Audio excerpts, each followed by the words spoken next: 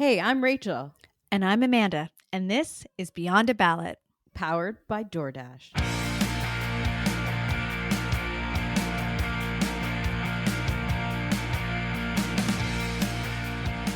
Hello, and welcome to another episode of Beyond a Ballot. I'm here with Amanda. Hi, Amanda. Hi, Rachel. Hello. It's the second time that we are sitting here together this week, which is such a lovely thing. Too bad it's such a wild week, but we should do this more often, these double headers. I know, I love this. Yeah. I love any chance that I get to talk about politics with you. I feel This like week's been a little crummy. Yeah.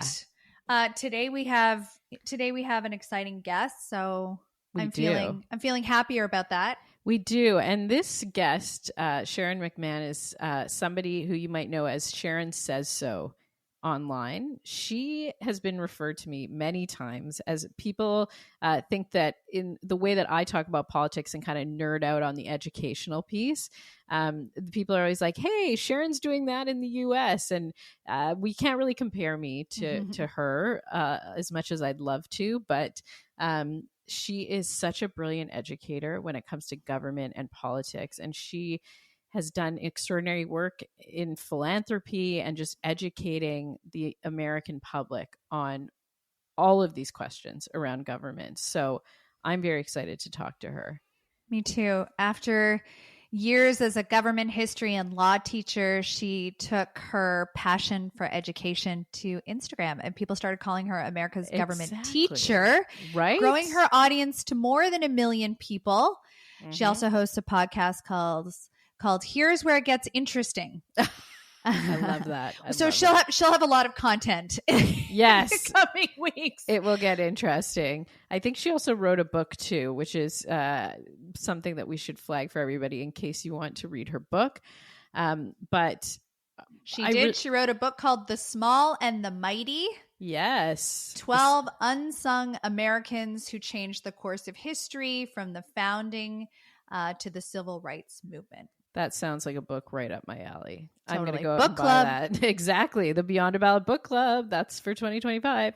But what I want to talk to Sharon about, I'm excited to talk to her about, is really kind of the mood on the ground there in the U.S. now that we're a couple of days removed, and kind of where we go from here. We spoke before Kamala Harris talked the other day.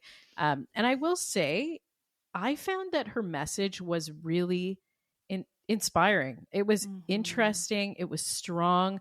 There was so many ways she could have come out. And like, as somebody that loves writing speeches for people, I thought that speech was just dead on. Her message that, you know, we will win. It might take longer than we thought, but we will get there, was just really, it was dead on what she needed to say.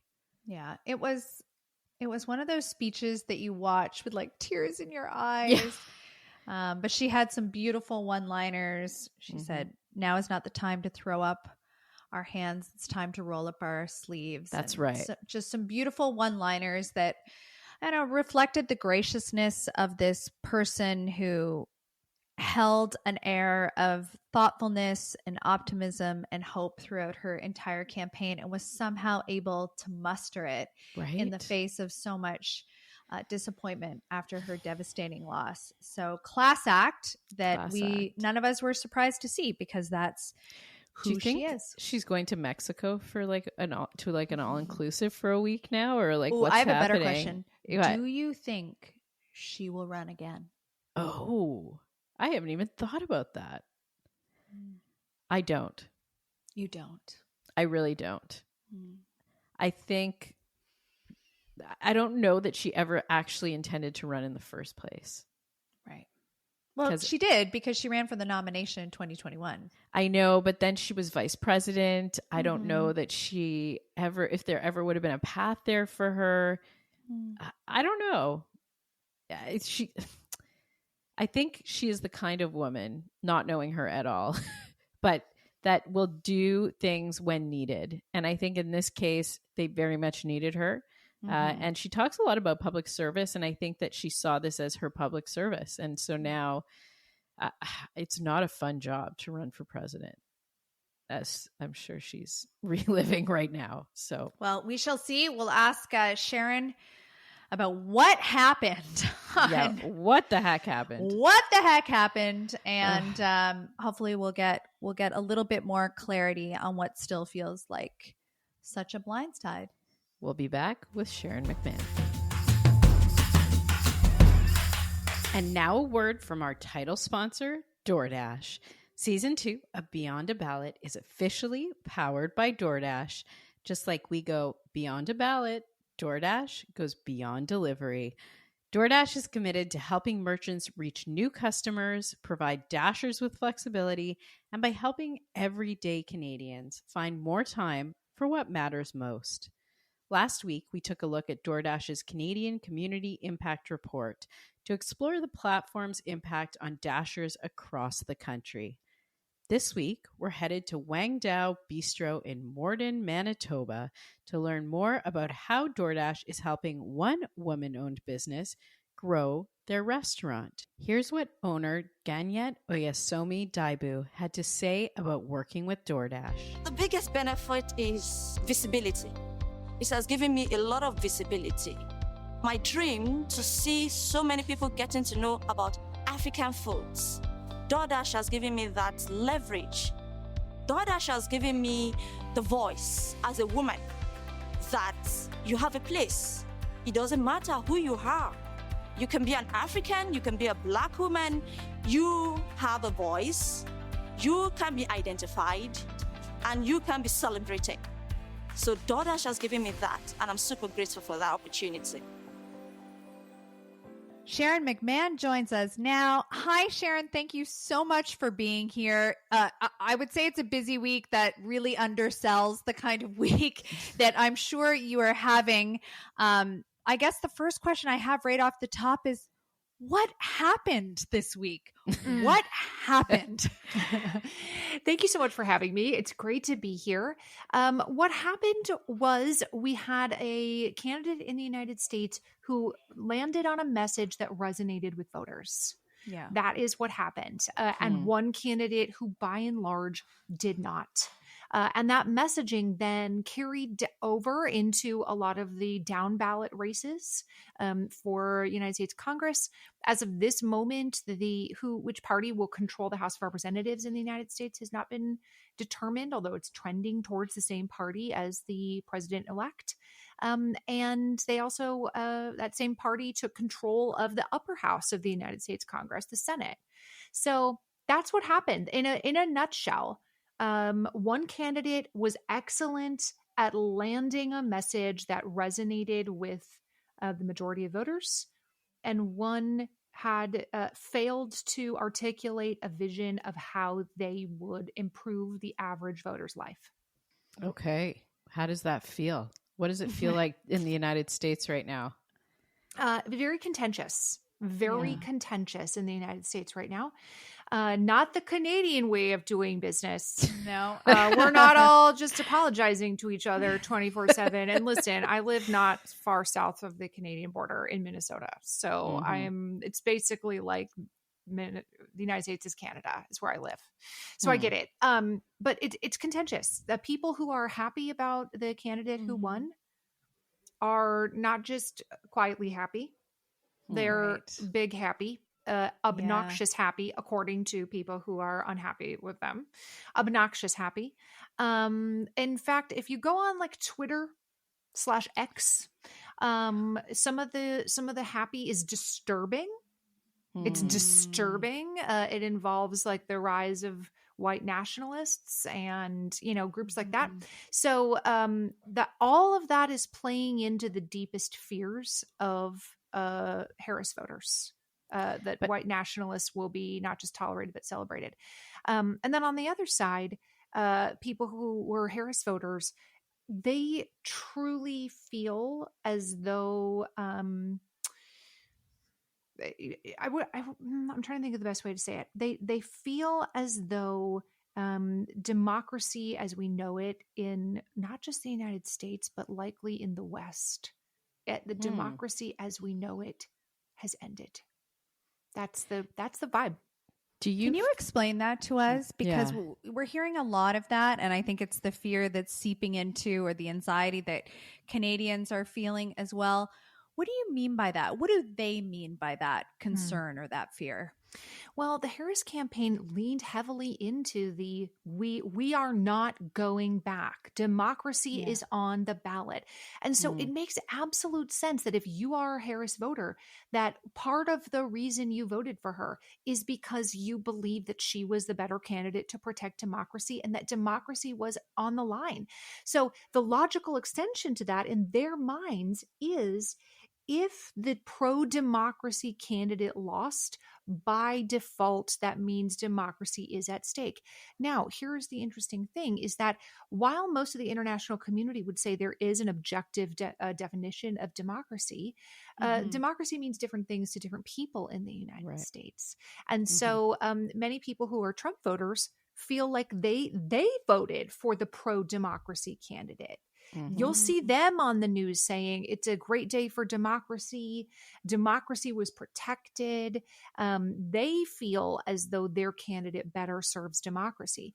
So that's what I mean by the messaging that one candidate was successful with, which is things are bad, I can make them better. And the other candidate, Harris, much less successful with the we are not going back. I can protect it. I can help protect democracy. That was a less successful message. It's interesting for us because I think as Canadians, as we're spoon-fed from our Instagram feeds or the news that we're reading, and it really felt heading into this election, despite the polls being so close, that Harris had so much momentum. She had the funds. She had the celebrity endorsements. I've had people say that all day long. She had Beyonce and Taylor. Exactly. Yeah. So while the message didn't necessarily resonate, she seemed to be fueled by this incredible momentum. And yet that seemed to evaporate on election day. So if you have all the tools in the toolkit, the way that we think of campaigns, you have money in the bank, you have money to spend on ads, you have all of the endorsements, what is changing? What is changing in that toolkit? Do you mean what is changing that caused her to lose? Is that what you mean? Yeah, like I just, we always say the campaigns that are the best funded, that have, the excellent endorsements, they're the campaigns to beat. They're the who have volunteers on the ground. And yet she seemed to have everything, all of the ingredients in this recipe, and yet it seemed to fall apart. Is that the case? Or was it really smoke and mirrors that there were all of these celebrity endorsements? Yes, but that really wasn't translating on the ground. Well, I mean, it wasn't smoke and mirrors in that she really did have all those things, right? She really did have the superior ground game, no question. In the last week leading up to the election, Democrats were door knocking 2,000 doors a minute in the state of Pennsylvania. Wow. Or maybe it's 2,000 doors an hour. I forget which one. I'll look it up. 2,000, let's say 2,000 doors an hour. Regardless, that's an insane ground game. It's insane. Right? Yeah. I know people who left their home state, took a bus to Pennsylvania to volunteer to door knock. So no, it was not smoke and mirrors. She absolutely had money. She had the ground game. She had the volunteers and the celebrity endorsements. All of those things actually were happening on the ground. That's not to say that Trump had no money. He certainly had plenty. That's not to say that he had no ground game. He just had a very different ground game than the one, the traditional ground game that Democrats were playing with. I do think elections have changed. The nature of elections have changed. And this is really strong evidence of the playbooks that have won American elections for decades. Who has the stronger ground game? Who can buy more ads? Yes. The playbook that has won American elections for literally the last 50 plus years, that playbook has evaporated in the 2024 election. So something that Canadians really get confused by is the Electoral College, and especially the fact that we are watching on election night, like 7 states. That's really what we're watching. Yeah. What went wrong in those states for the Harris campaign, and what went right for Trump? Mm. Yeah, as of this moment, 2 of those states have not been called, Nevada and Arizona, but they are trending in Trump's direction. Trump has a sizable lead in Arizona. It will not be in the slightest bit surprising if he will have swept every single swing state or battleground state, as we call them in the United States. That's wild. So yes, the Electoral College is intentionally confusing, and a lot of Americans don't understand it, right? Like I have to re-explain it over and over because it's meant to be an indirect method of election. So because we use in 48 out of 50 states, we use winner take all in the Electoral College. Ultimately, the overwhelming majority, 43 states plus the District of Columbia, which is not a state, just to add more complexity to this issue. 43 states are relatively reliably red or blue in recent years. And these sort of swing states or battleground states, they do change over time. What was a swing state in 2000 is no longer a swing state. But this election, there were 7 swing states. So it's easy for pollsters and statisticians to look at a map of the United States and to sort of be able to rely on the fact that, like, we can touch the map on the news and be like, turn it red. Boop, it's a blue map. That state's blue. Oh yeah. And with a high degree of accuracy. In fact, there were no surprises in 43 states in the District of Columbia. They all went exactly as everyone predicted. So that means that the votes of the people in these battleground states matter a lot more.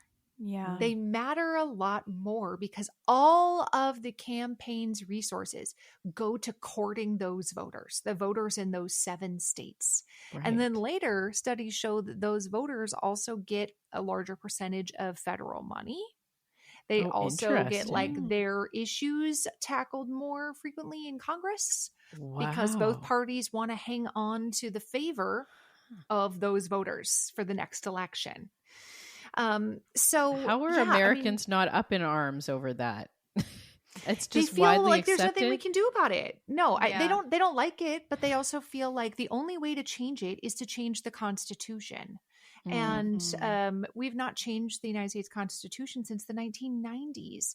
And given how the gridlock that is present in American politics with our 2-party system, the notion of changing the Constitution seems like, oh well, never mind, that'll never happen. Right. That's how most people feel about it.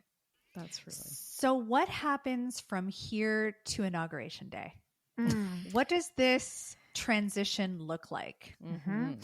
Great question. So we now move into what is called the lame duck session, which is, do you call it that in Canada? Do you have a lame duck session? Not really. No, not really. Okay. I don't think we have that. Well, you also don't have election cycles that last 18 months like the United States does. No kidding. So what will happen now, of course, like the time period between Election Day and Inauguration Day, which is January 20th. Also, the new Congress gets sworn in on January 3rd. So the month of January is, a busy one. We also have January 6th, which I know made international news, and that's where the new Congress meets to, certify all the Electoral College votes. So what happens now is something called a presidential transition, and there is an entire process that has been created both legislatively and via executive orders that allow the incoming administration to have money, office space, access to security briefings, like daily intelligence briefings, space in all the government offices, so that and also gives them money to hire people. Because at the federal level, there are about 4,000 employees that the president needs to hire. Wow. Yeah. There are 2 million people who work for the federal government in the United States.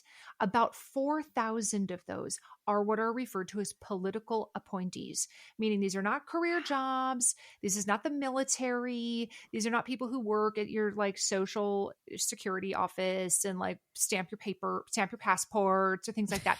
But these are people who are like, by and large, the policy makers of an administration. And so those political appointees serve at the pleasure of the president, meaning he can hire and fire them at will. Whereas the rest of the federal federal government, they work under a career civil servant program, and the president cannot just come in and be like, goodbye everybody that works in the passport offices. It's designed to provide continuity for the American people, even if the administration changes.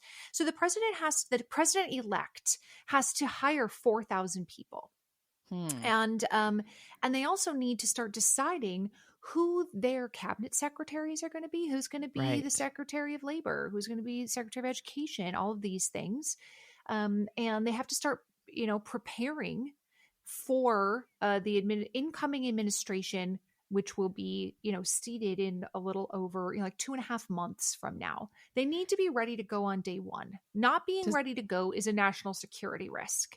And of course, the United States takes its role in national security worldwide. They take it very, very seriously. And they have to, because the threats against the United States and its overseas interests and its allies, the threats are very significant. So they have to be ready to go on day one. So they're preparing right now. That he fires 4,000 people also? Yes. Wow. Yes. But that's expected. Jobs. That's expected. Yeah, okay. Yes. When you are a political appointee, it is expected that your job is toast when an administration changes. Now, if Harris had gotten elected, she might have kept a good number of Biden's political appointees, but she would still be free to fire any that she wanted to. But it's very safe to assume that all 4,000 political appointees are gone when Trump takes office. Wow. The other thing that's going to be happening, the reason it's called lame duck, is because some of the people in Congress have not been reelected. Certainly the president has not been reelected. And so it's a little bit like this is a do nothing time for the president. It's a do nothing time for Congress. We're heading into the holiday season. They're not out there like, let's get some stuff done. This is the opposite of that, of like, let's spend all our time with our families this Christmas. So they're not really doing much. One other last little thing about what happens before the inauguration is that the Electoral College itself will have its meetings, plural, in December. Yes. December. I want to underscore to people, because let me tell you, Americans do not understand this. The Electoral College is not a university. Is not a place you can graduate from. It's not it's not even an institution you can visit. There's no Electoral College governing board. There is no Electoral College office in Washington, D.C. The Electoral College is a concept. And it is administered by the governments of all 50 states, the National Archives, Congress itself, the government of Washington, D.C. So there will be 51 separate meetings of the Electoral College in December on the day that the Electoral College is designated to meet. And then they have to go through this whole rigmarole of, they sign these things called certificates of ascertainment, which is we officially designate our electoral votes to I almost said George Bush. No, that was in the year 2000. Okay, that was 24 years ago. Throwback. I'm getting old here. We officially designate our electoral votes to Donald Trump or to Kamala Harris. Did they ever not choose who the people chose? No, because the people who participate in the Electoral College are party loyalists. There's one group of electors that participate if Harris wins, and a different group of electors that participate if Trump wins. So only your electors show up. So there is no infighting amongst the electors. Occasionally there is somebody who is called a faithless elector, where they're like, yeah, I'll vote for Harris. And then on the day of, they write in their grandma or whatever. That occasionally happens. But most states now have laws prohibiting that. It used to happen maybe 5 times per presidential election that some rando would be like, Betty White. You know what I mean? Like they would just write somebody in protest. But by and large, being an elector is an honor that is bestowed upon a party loyalist. It's like saying, thank you for being a really good Democrat in the state of Massachusetts. We would like to make you a presidential elector. It's like winning an award. Wow. Winning an award. So, like, for example, Bill and Hillary Clinton were presidential electors for the state of New York a while back. Oh, so I didn't know that. Yeah, yes. So, no, only one group of electors shows up, and then they have to fill out like 6 of these forms, and there's a whole process for like mail one here and send one there and mail one into this place, and that's the process is like fill out the forms and mail them in. This whole thing is just so beyond our comprehension as Canadians. It is so crazy. So complicated. It's complicated. Even Americans who have they've been explained this process like 50 times. They're like, I still don't remember it because we only use it once every 4 years. Yeah, That's right. for good reason. Right? Yeah. Okay, I have to ask you about this cabinet, Trump's cabinet, and whether or not you have any predictions. We've seen Elon Musk playing a huge role, Robert F. Kennedy Jr. On the Trump campaign. He's made mention that he may have roles for them within his White House. Yeah. What do you think is going to happen? What could that look like? Yeah, I absolutely do think that that both of them will have some kind of role in government. I also do think that some of his other people like Vivek Ramaswamy, who tried to gain the Republican nomination, but failed. I do think that there will be potentially a position for him.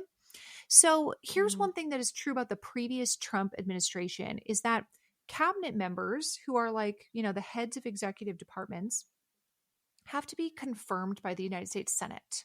So they theoretically are not supposed to just be a totally unqualified person or like a career criminal or whatever. Like they're supposed to be this body that approves them as the cabinet secretary.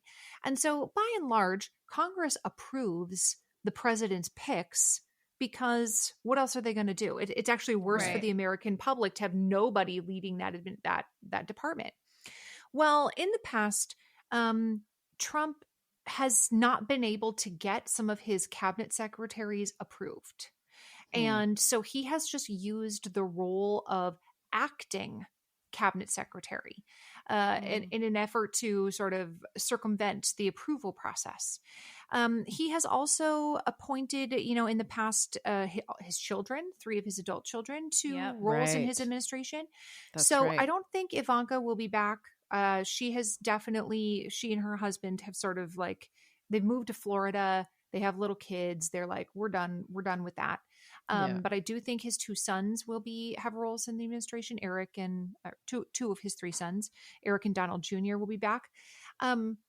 So I do think Elon and RFK will have roles in the administration, but I'm having trouble picturing either of them as an official cabinet secretary, because that is an actual full-time job in which you have to go to all the meetings and you have to lead a workforce of tens of thousands of people.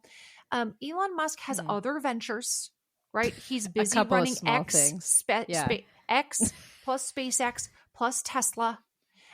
He's not going to quit all of these things to start going to a bunch of meetings at the Department of Energy. Okay. He's not doing that. I can promise you. So the constraints that are placed on a cabinet secretary, I don't see either of these men being like, sign me up for that job. But I do think they will have like advisor roles where they can just call them up.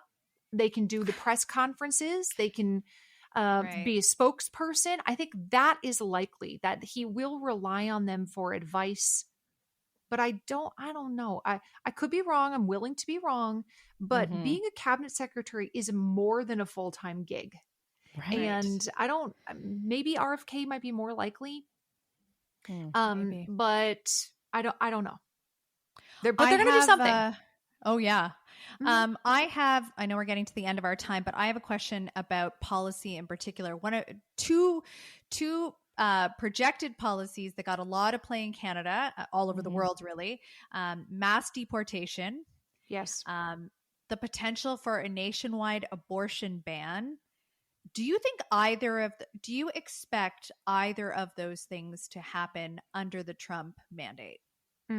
Nationwide abortion ban? No, not in the short term.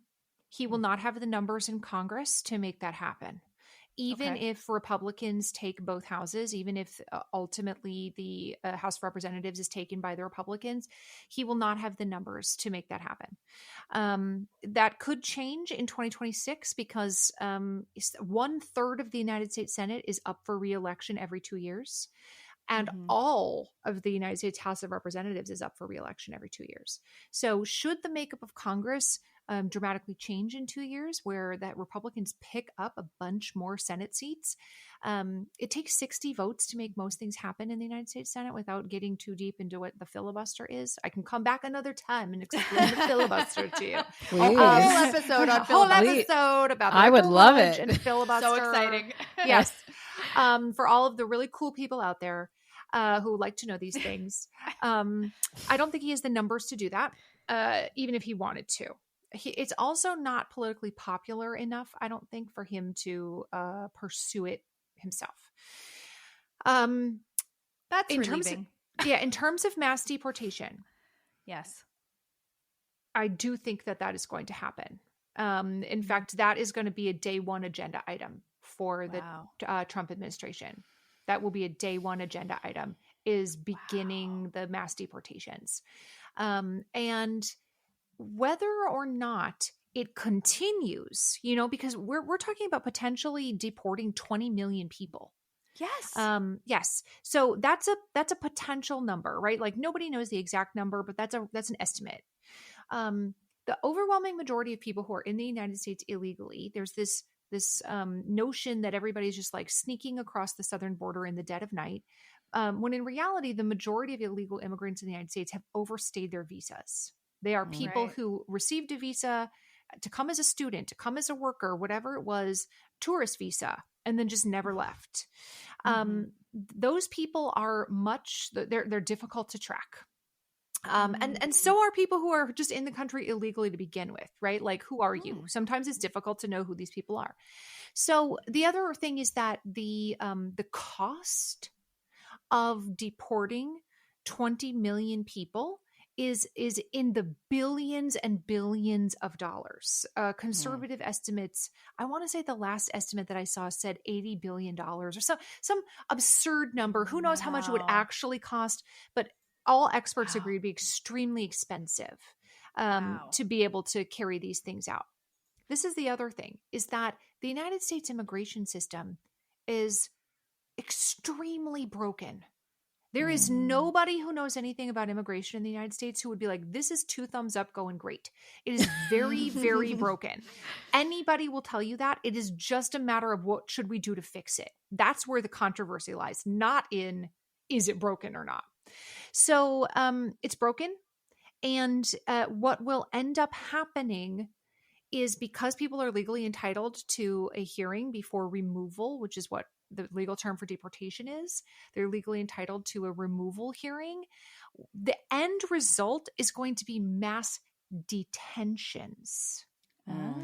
It's going to be mass detentions while people are waiting for their removals. And so you have already seen the stock prices of for-profit prisons in the United States zoom up. Because they are preparing for mass detentions and a need for, the United States has for-profit prisons, by the way, if people didn't know that. Some prisons I didn't even know that. Yeah. I did. Yeah. It's crazy. The United States, some of our prisons are run by the federal government, some are run by state governments, and in some cases, the state governments contract out with private prison providers to provide prison services. Wow. So for-profit prisons are huge business in the United States. It's quite lucrative. And so for-profit prison detention providers are already beginning to examine how they might ramp up their capacity for these sort of mass incarceration events that are likely to happen. And then again, because the immigration system is broken, they're not going to get quick removal hearings. We have a very finite number of immigration judges in the United States. You're not going down to the local courthouse where they deal with your traffic tickets. We have a separate legal process, a separate immigration court system in the United States. I'm not familiar with how it works in Canada, but you're not integrated into the general like crime and civil lawsuit legal system. It's a separate legal system, and there's a finite number of immigration judges. So here, this is the other thing that might blow your mind, is that when you come to the United States seeking asylum, political asylum is legal to seek in the United States. Most people think we need to overhaul the asylum system, but it can take, and the rules say, by the way, in order to seek asylum, most often you need to be in the United States in order to ask for asylum. And so it can take 5 to 10 years to get an initial asylum hearing. That is that's not an exaggeration. That is an average amount of time, Amanda, to get an initial asylum hearing in the United States. And that where are you during that time? You are out in public. You are living your life. You're living your life. You're hoping to get a work permit so that you can get a job. That's what you're hoping to do. Otherwise, you're working under the table. Otherwise, you're like doing construction jobs, domestic labor, things of that nature, gardening, landscaping, wherever you can get a job just to put food on the table. So that is the legal process in the United States for seeking asylum. Come here, ask for asylum. In 5 to 10 years, we'll get you an initial hearing. We're not going to decide at that initial hearing, though. We're just going to do some initial paperwork and things like that. And then we'll set a date for you to come back later when we're actually going to decide your asylum case. That is the actual legal process. That's no hyperbole. Hyperbole. So that's what I say when I say the immigration system is broken. It shouldn't take 10 years to get a court hearing. That's bananas. That is bananas. Yes, that's bananas. That is stupid. It's stupid. It's so stupid. Yes, this is why I'm saying it's broken. So what is going to happen then to people who, with the mass incarcerations, how long is it going to take to get them a removal hearing? Right? If it takes 5 to 10 years to get an initial asylum hearing, how long are people going to be sitting in mass incarceration waiting for their removal hearings? Meanwhile, many of them have children who are United States citizens. We have birthright citizenship in the United States. Right. Many of them have children who are U.S. citizens, who will then, what will happen to them? What will happen to them? Great question. I'd love to tell you. I don't know. Nobody does. No one knows what will happen if both of your parents are incarcerated. I mean, the answer is you'll go to foster care. That's the answer. You'll go to foster care. Or some relative from another country will have to come pick you up. But you will be separated from your parents. So that's while they are in incarceration for an undefined period of time. That's the legitimate, again, no hyperbole. Not me making conjecture, not me giving my opinion of what will happen. That's the actual legal process. So, yes. Also, so much of what you have said sounds so broken and so backwards. It's very broken. Such a hard sell, and yet it's sold. And yet it's sold. Bought it. Because the message is, it's bad and I can make it better.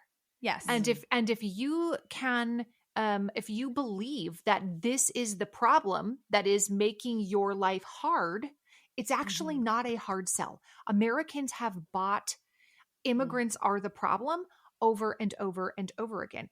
Canadians, by the way, don't have the greatest attitudes towards immigrants either, right? Definitely. Right. Right now we're no medical students can, if you're an immigrant, you can't come to medical school in Canada. You're taking Canadian seats. So this is no shade to Canada. I love Canada. I'm just saying this is not a stretch to ask to think that Americans would buy this rhetoric. We've done it over and over and over again. It's happened dozens of times in various ways. I get buying the rhetoric. I just don't get the inability to see that the solution is actually going to cause more of a problem. At least in the short term. And it's not even the short term. And it's creating a new long-term problem. More problems. It's creating a new long-term problem. With an enormous price tag on it. It's huge price tag. Are Canadians concerned about the widespread tariff proposals? Yes. Absolutely. And that's exactly what I was just going to ask you about. There's a lot of panic in Canada in terms, especially because we are on the cusp of a potential government change up here. And so there has been a lot of anxiety in the last 48 hours about when Donald Trump will get to Canada on his list of things to do. And I was wondering about your thoughts on where we kind of sit for everyone listening that's anxious about this administration. Like, is this going to be a big impact on us? What are your thoughts being in the United States? I think people, of course, the United States has a huge trade relationship with China. People don't realize that one of America's largest trading partners is Canada. Yeah. Right? It's Canada. The Canadian and American economies are deeply intertwined for all kinds of industries, deeply intertwined, including Hollywood, deeply intertwined with the Canadian economy. And so the proposal is currently, who knows what it will look like in its final form, to put large tariffs on all products that are made outside of the United States. Large tariffs. And there's this mistaken notion that tariffs are paid by the foreign country. They are not. Tariffs are paid by the company that imports the product. If I'm buying toasters from China and I'm Walmart is paying the tariff, okay? Yep. Not China. But what it's meant to do, of course, is incentivize companies to make products inside the United States. That's what it's meant to do. Right. The bottom line, though, is that it has very large trickle-down effects on prices. Walmart is going to pass on the cost of that tariff to the people buying the toaster. Exactly. Walmart is not going to be like, well, they're the good of our heart. We'll do we'll absorb the cost, right? That's not how businesses work. You have to cover your costs and make a profit. And so if your costs go up, the price has to go up. That's just how it works. Yes. So there's no economist who will tell you otherwise. This is literally how tariffs work. So could that mean a huge increase in the cost of Canadian goods coming into the United States? And a lot of what comes into the United States from Canada is like raw materials for things, right? Yes. It's like lumber and agricultural products. That's a huge part of what we're buying. So what then happens if all of the Canadian wheat that comes into the United States doubles in cost? That then has a huge impact on American consumers and disincentivizes companies from purchasing Canadian wheat. Now, of course, the exchange rate with Canada is favorable in the direction of Americans. And so they're incentivized right now to continue to purchase Canadian lumber and Canadian agricultural products. But if suddenly it costs more to buy from Canada than it does to buy from the United States, that is going to have a big impact on the Canadian economy.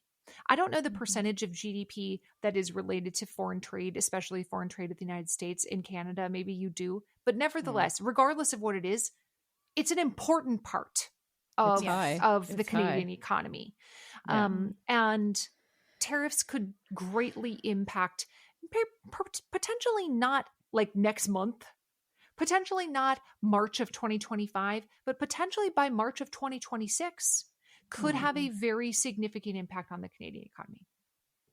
That's very interesting when we think about our federal election and when it could happen, because we're waiting. Most people think it'll happen in 2025, but we have this weird system up here, as you probably know, that we could go into an election anytime. So we are just waiting for that to happen. And the impact of the Trump administration will be very, very interesting on that. Okay. It is possible. I'll say this one last thing about tariffs. Yes. It's possible that there could be some kind of an arrangement worked out. Let's say you have a new election and you have, you have a rightward trend in Canadian leadership, and the person says, "Fine, you're going to put 100% tariff on Canadian wheat. I'm going to put 100% tariff on American coal." Like whatever it is. It could be that tit for tat disincentivizes both leaders, and they could say, okay, what if we both do no tariffs? And, that's possible, but nevertheless, who knows? That's a big question mark. Do you know what I mean? Like, and what's the damage in the interim? I don't know. Yeah. And we've tried that. We've done this before. We've done NAFTA. We've done the things. Yeah, we've done the things. We've done the things. But yeah, I mean, our leaders up here have, a couple of days ago, each came out with statements. The leader that's more to the right, Pierre Poilievre, our conservative leader, did make a statement about that to Donald Trump. He said, he will fight for Canada. So it's something that's on our radar as Canadians very much. So, okay, we will have to have you back because you are I'm like learning so much here. I need to ask you a million more questions about all things American. Yes, that would be fabulous. Yes, but thank you again for making the time during this absolutely wild week that you are having. And hopefully we will talk to you once things are less crazy in the US, but I fear that might not happen. So no, Sharon, I would love to come back. Let me know if you after things settle down with the new administration coming in, if you want me to come back and talk about specific issues or things that might be how they might impact Canada, just let me know. We would love that. Thank you so much. Thank you so much for having me. Thanks. I appreciate it. Thank you for listening. New episodes air every Friday. Subscribe on YouTube and wherever you get your podcasts. Follow us on Instagram and find us at beyondaballot.com.